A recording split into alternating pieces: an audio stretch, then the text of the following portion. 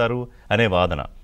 So but ఈ రెండు వ్యవహారాల్లో క్లియర్గా సుబ్రహ్మణ్యం కుట్రదారని తేలిన తర్వాత కల్తీనేలో కూడా మళ్ళీ దీని లింకులు సుబ్బారెడ్డి దగ్గరే ఎస్టాబ్లిష్ అవుతున్నాయా?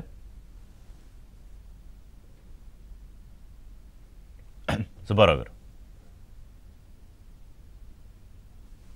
మ్యూట్లో ఉన్నారు మీరు.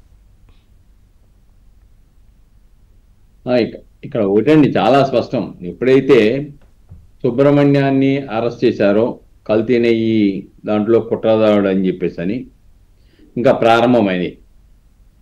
ఒక్కొక్కరిని దీంట్లో నిర్ధారించిన వాళ్ళని అరెస్ట్ చేయడానికి ఇది ప్రారంభంగా మనకు కనబడతా ఉంది.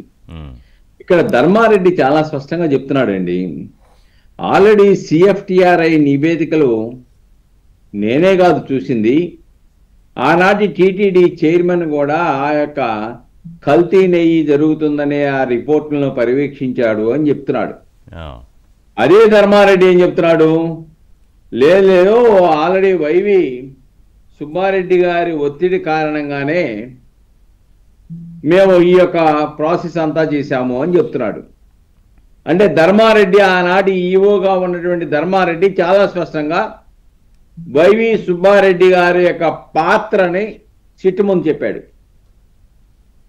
కాబట్టి ఇప్పుడు వైవి సుబ్బారెడ్డి గారు నాకేం తెలియదు, నేను కడిగిన ముత్యాన్నంటే సిట్టు విచారణలో ఉన్న ఆధారాల ప్రకారం నువ్వు కడిగిన ముత్యాన్ని ఎప్పటికీ కాలేవు. రెండోది ఇక్కడ చాలా స్పష్టం ఏంటంటే అసలు ఆయన అన్నీ చెప్తున్నాడు, నన్ను లై డిటెక్టర్ టెస్ట్ చేయండి, అవి చేయండి, ఈ చేయండి అంటున్నాడు. అసలు నువ్వు టెండర్ కండిషన్స్ ఎందుకు మార్చావో ఒక మాట చెప్తున్నావా? ఇప్పటికీ టెండర్ కండిషన్స్ ఏంటి? టర్న్ ఓవర్ 250 కోట్ల రూపాయలు ఉండాలి, 150 కోట్లకి తగ్గించావు. కనీస అనుభవం 3 సంవత్సరాలు ఉండాలి, సంవత్సరానికి తగ్గించావు. అలానే డైరీకి సామర్థ్యం 4 లక్షల లీటర్ల ఆవు పాలు సేకరించే సామర్థ్యం ఉండాలి, 8 టన్నుల నెయ్యిని ప్రాసెస్ చేసే సామర్థ్యం ఉండాలి. దీన్ని పూర్తిగా తీసేసావు. తీసేసి బోలే బాబాకి సంబంధించినటువంటి అనామక సంస్థకి ఇవ్వడానికి కావలసిన మార్గాలు నువ్వు రూపకల్పన చేశామని స్పష్టంగా అర్థమవుతుంది. దాని గురించి ఎందుకు మాట్లాడవు నువ్వు?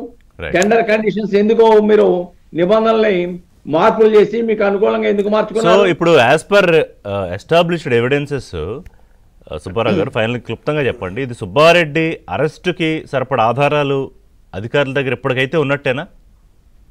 డెఫినెట్గా అండి. ఎంచేతంటే ధర్మారెడ్డి చెప్పిన దాని ప్రకారం విచారణ జరిగిన, ఆయన సాక్ష్యాన్ని పరిగణలోకి తీసుకున్నా, లేకపోతే డాక్యుమెంటరీ ఎవిడెన్స్, లేకుంటే వీళ్ళు ఏదైతే టెండర్ కండిషన్స్ వైలేట్ చేశారో, లేకపోతే ఇంతకుముందు టెస్టులు జరిగినాయి సిఎఫ్టిఆర్ఐ మైసూరు పరీక్షల్లో నెయ్యి కల్తీ అయినట్లుగా తేలినా కూడా ఒప్పందాలు రద్దు చేయకుండా కొనసాగించారు సుబ్బారెడ్డి గారు.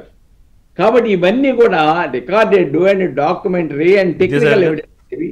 కాబట్టి సుబ్బారెడ్డి గారు తప్పించుకోవడానికి అవకాశాలు అయితే తప్పించుకోలేరా, తప్పించుకోవడానికి అవకాశాలు లేని. ఇప్పుడు ఈ నెయ్యి కేసులో అడ్డంగా